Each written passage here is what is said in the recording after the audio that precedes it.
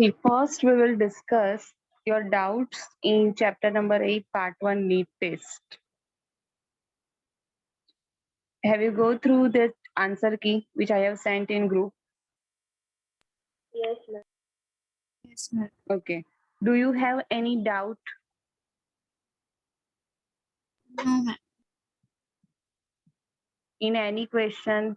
If you have any doubt, you can ask me now.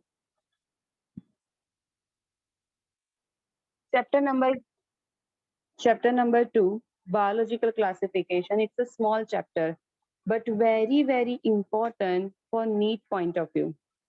Every year from this chapter, just particularly this in recent years, last 5 years, from this chapter, approximate 5 to 6 questions were asked in the NEET exam. 5 to 6, huge quantity. Okay, chapter small, 5 to 6 questions. So this chapter is very, very important for NEET point of view, remember. Now, first, biological classification. So you know that.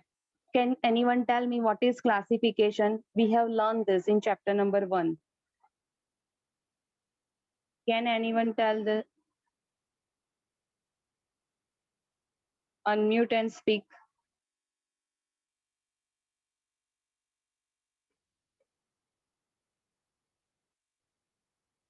No one. Very good. Ma'am, may I? May I? Okay, Arpita. Ma'am, the process by which anything is grouped in Okay, first convenient. of all, sorry to interrupt you. All of you, please switch on your video.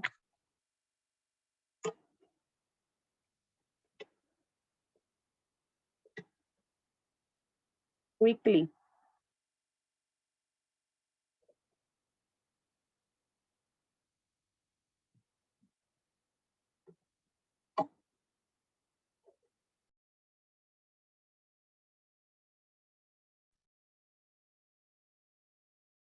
Yes, Golo.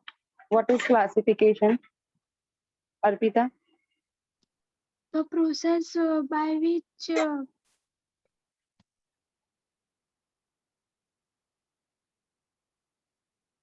Kirtan. Ma'am, classification is a process by which the organisms are grouped into different kingdoms so that we can study them Different, easily. not only different kingdom, but their particular convenient category. Right? Yes, ma'am. Kingdoms, you know that entire hierarchy. In that kingdom is the highest level the category, and the species is the lowest level category. Right? So biological classification of organisms, living organisms is required. Why? To easily understand the each and every living organism, classification is required. Just imagine if without if classification system is not there, then when we see any kind of any there's a plant or any animal, then every time we have to learn that okay, this organism has this characteristic or this things like that. But when we have this type of the classification system and when we placed into that proper group, so we can understand that this one belongs to this group, so certain characters are present in that. Like angiosperms are flowering plants. Angiosperms are commonly known as the flowering plants. So in that, remember, when we see that flowering plant, so we know that this one belongs to angiosperm, right? So then एक और category, simple classification है, that's when parallel venation is present, we call the monocot plant. When reticulate venation present in leaf, we call the dicot plant. Right? So depending on the features, we can easily classify the organism into their convenient category that we call the classification. See, during evolution, different species are formed. See, life originated from the water. आपने ये सुना होगा, right? Life originated from water. Gradually, the organisms from the aquatic medium come on the land, and the terrestrial life begins. Initial life, that's the aquatic life, and then terrestrial life begins. So, in that scenario, during evolution, new organisms are formed, right? Next, new organisms are formed, and this organism, see, God creates this thing. One thing that no, we know, God creates the life. एक hypothesis है ये. But we humans, for us to easily identify or understand the organism, we prepared classification system, right? So this classification system, see, each and every person has different view. So in that classification system, at the initial period, so many classification systems are there on the basis of different characters. Over here, remember that the classification system, some of the classification, 3-4 classification systems, which are the major one, these classification systems are given in your chapter.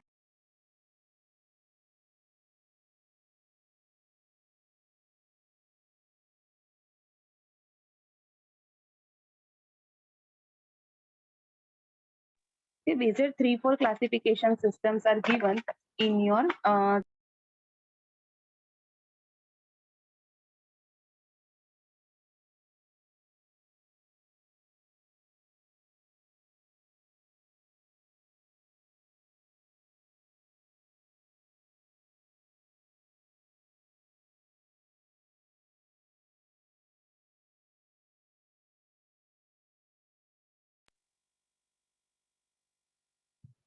sorry. So first type of the classification is given by the Aristotle. Aristotle was a Greek philosopher.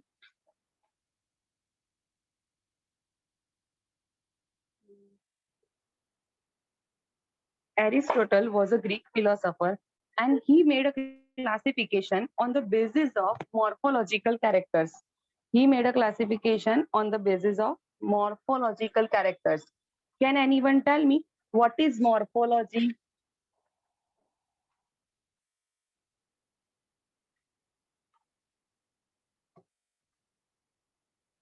Bolo Kirtan.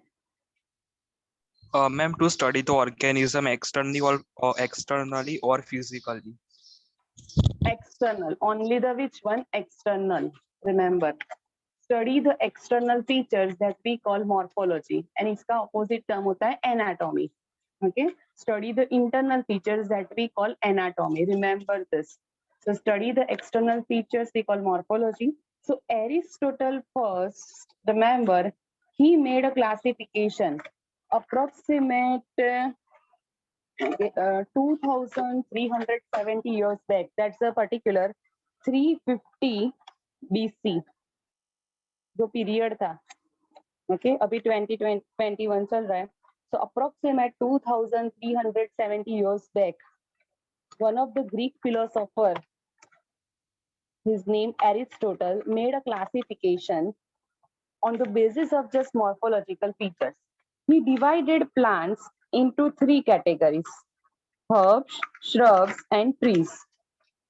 He divided the plants into 3 categories: herbs, shrubs, and trees.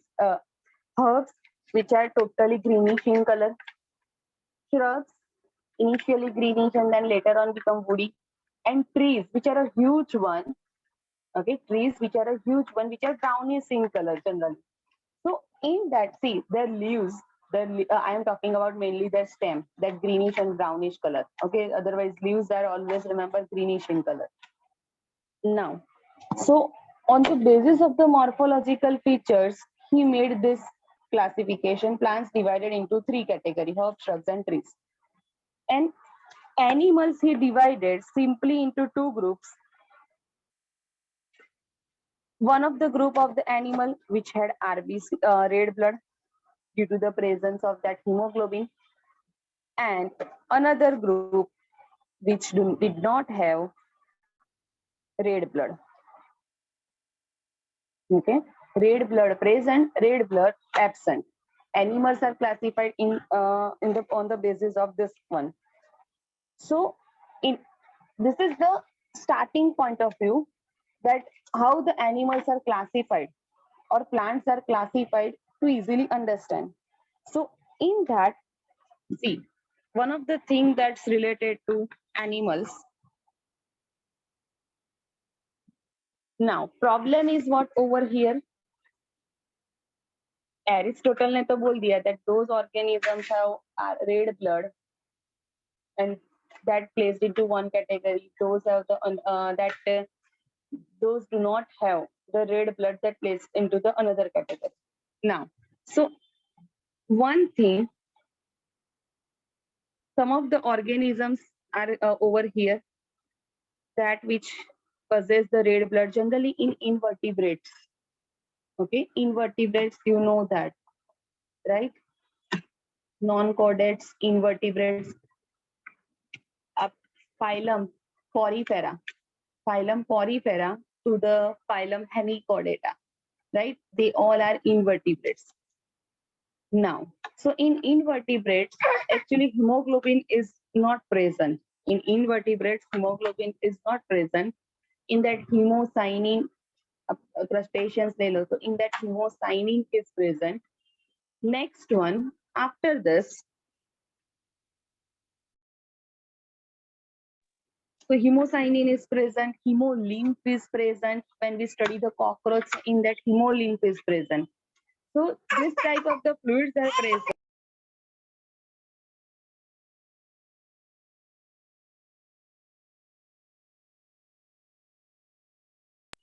This type of the fluids are present. This fluid that helps in exchange of gases like a hemoglobin. So animals possess red blood, animals do not possess red blood. On the basis of that, this type of the animals, on the basis of that, animals are classified into two categories. But this thing is not enough to classify that huge kingdom Animalia. So second aspect given by, that's the Linnaeus. First initiative taken by the Aristotle in 350 BC period. He was a Greek philosopher. He divided the organisms on the basis of morphological characters. Plants divided into that's the herb, shrubs, and tree. Animals divided, those possess RBs, red blood. Those do not possess, did not possess that the red blood. Next, second scientist, that's the Linnaeus. Linnaeus made two kingdom classification system. Linnaeus made two kingdom classification system. Now, in that, he made only two kingdoms. Understand this kingdom or this system very carefully. In that, he made two kingdom classification system, only two. One is the plantae, another is the animalia. ये समझोगे ना तो ही next वाला समझ में आएगा. Okay. One is the plantae and other is the animalia. Now, I see switch on your camera. So plantae and animalia, in that one thing, plantae, they are plantae के लिए उसने कौन से characteristics लिए थे? So first one, chlorophyllous organisms, those possess the chlorophyll, and immotile.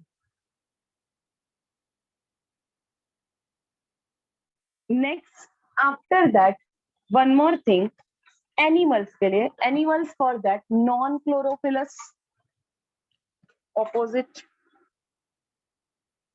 non-chlorophyllous, and the motile.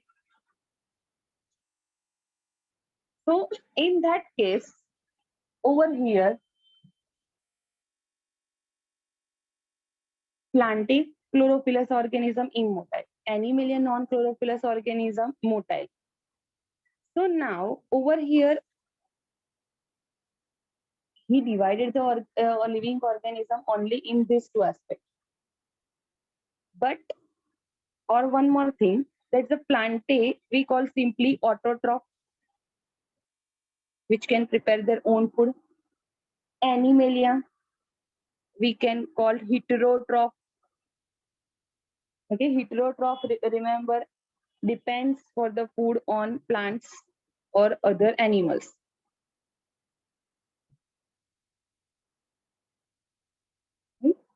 So Plantae and Animalia, two kingdoms are formed by Linnaeus, but this kingdom has some drawbacks.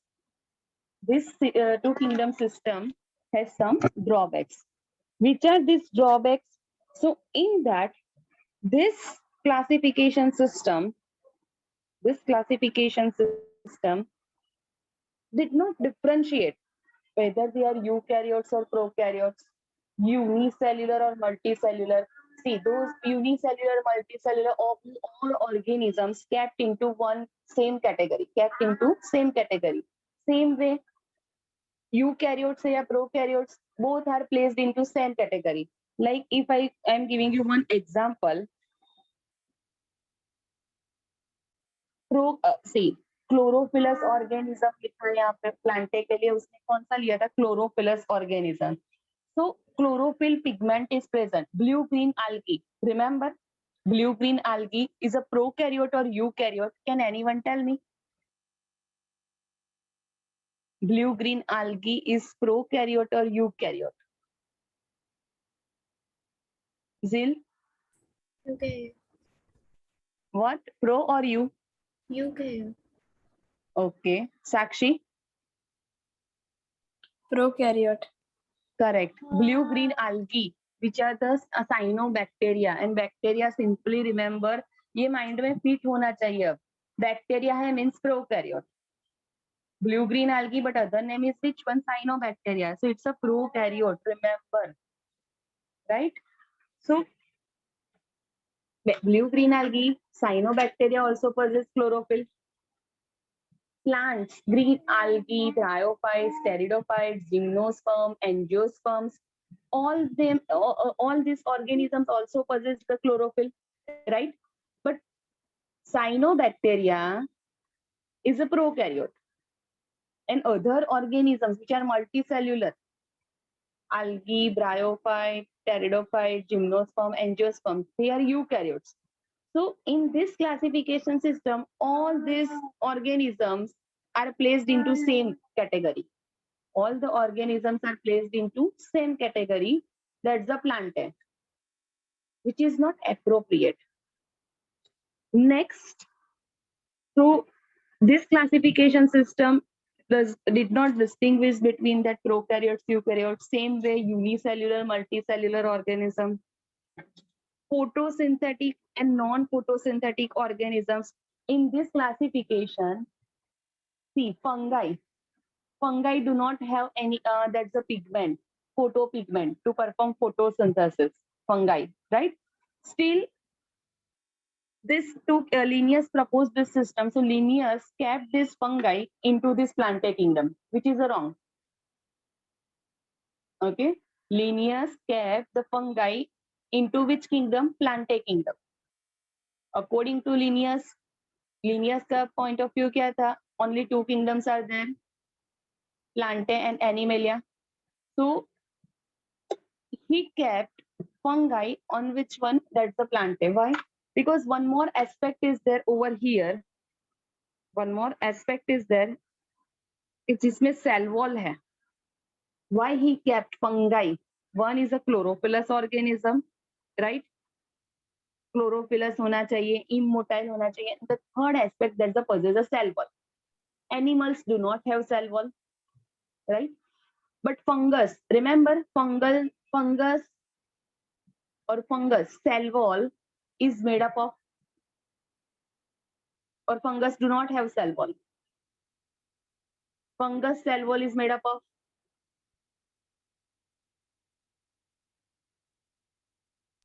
Ma'am, can I? yes, Ma'am, chitin, correct. Fungus cell wall is made up of what? Chitin, correct. So due to the presence of the cell wall, only due to this presence of this one character. Okay, this fungi placed into Plantae kingdom by Linnaeus. ये concept clear है first. Next, after that, so photosynthesis. Remember, three things did not distinguish by Linnaeus classification, that eukaryotes, prokaryotes, unicellular, multicellular, photosynthetic, non-photosynthetic.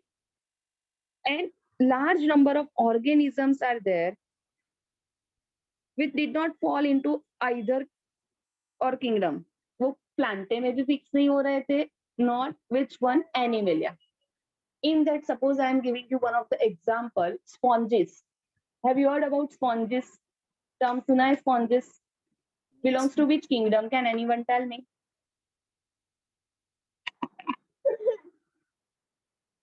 Sponges belongs to which kingdom? Ma'am, Bolo, Kirtan. Animalia. Phylum, phylum. Ma'am, five. Porifera. Okay, phylum is which one? Porifera. So phylum porifera में ये है, ये तो latest classification के according है. But initial time, okay, just think about that, the initial time when Linnaeus made this classification. So in that, one thing is there, sponges always remain immotile, which are all animals. Animals के लिए तो क्या दिया Linnaeus ने, it should be motile, right? According to Linnaeus, animals should be motile. But remember, sponges are there. These sponges which are immotile in nature. Sponges are immotile in nature. They do not have the chlorophyll. So immotile है, chlorophyll है, right? But see, immotile, no chlorophyll. Immotile की वजह से वो कौन से kingdom में fix होने चाहिए? प्लांटे और animalia? Plantae. Plantae. And in that, no chlorophyll is there. So it should be fixed into which one? Animalia. Animalia, right? So like this, so many other organisms are there which are not placed. Just a second.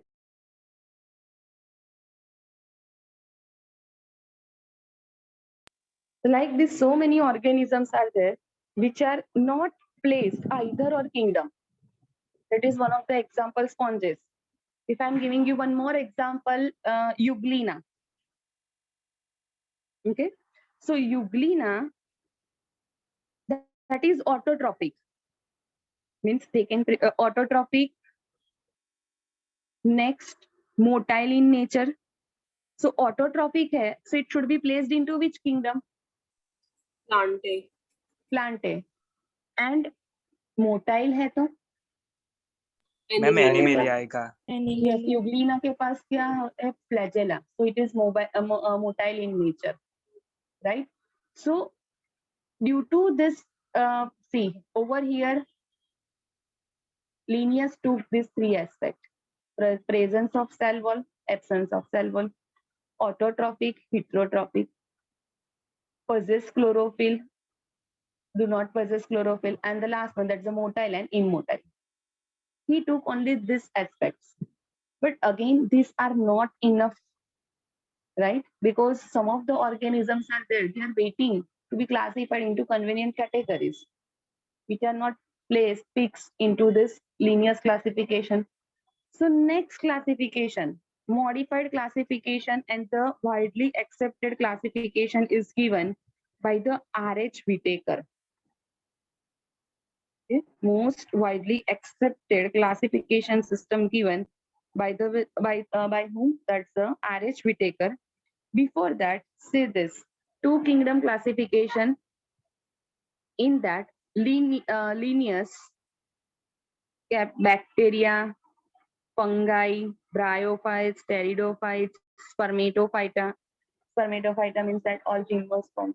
Okay, so all are kept into one category, angiosperms and all that. In other one, algae जो है, okay, algae यहाँ पे आएगा. arrow. Then next porifera, coelentrates, platyhelminths. Animals के लिए ये है. But still some of the organisms are there. They are not fixed into this category. So now the next, which is a very important, widely accepted classification system is made by R.H. Whitaker. Understand this one very, very carefully, please. Now, R.H. Whitaker proposed this classification system in 1969. Meet, see, few minutes में end हो जाएगा. Please rejoin. 1969, five kingdom classification system. In that, he took four criteria. He took four different criteria. In that first criteria, complexity of cell. First criteria is which one? Complexity of cell. So complexity of cell, see cellular level complexity over here, Whitaker is talking about. So in that, either the cell is has a simplest format or the complex one. So complex, we can say that in multicellular complexity is that, and the unicellular are simplest one. Yes or no? Yes. Unicellular organisms are ma'am. the simple one, whereas the multicellular has the complexity. So first, on the basis of that, he kept unicellular organisms. Okay, unicellular organisms, complexity of that. In that kingdom, first he made kingdom Monera, in which bacteria present, bacteria, cyanobacteria, mycoplasma, PPLO, all this thing placed into one, that's the kingdom Monera.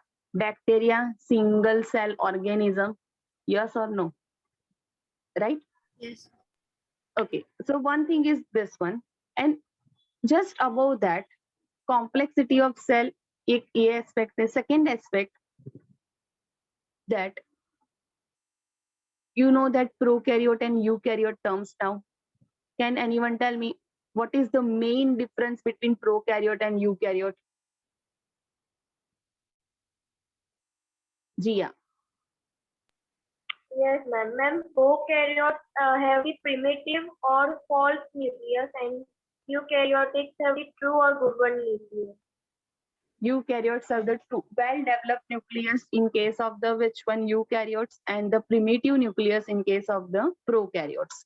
Now, so on the basis of this aspect, first Whitaker classified the organisms in this way.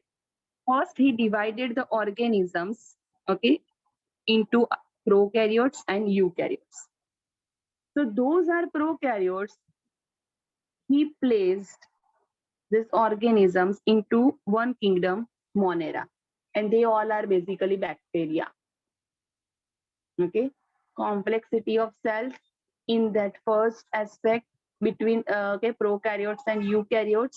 Those have primitive type of nucleus, those have well-developed nucleus, right? So primitive type of nucleus, in that they all, a primitive type of nucleus, all are kept into one kingdom that we call the Monera. So rest all, this all are we call now eukaryotes. Okay, here this much only the prokaryote, and this entire one we call eukaryotes. ये first problem solve हो गया जो to kingdom classification में नहीं हुआ था, plantain animalia which is given by the Linnaeus. Do you get my point? Yes, sir. Have you followed this Yes. thing or not? Yes. My three. Yes, ma'am. Chalo, next. Now, so prokaryotes, eukaryotes. Okay. Now the next thing for the unicellular, multicellular concept. Okay. So unicellular, in that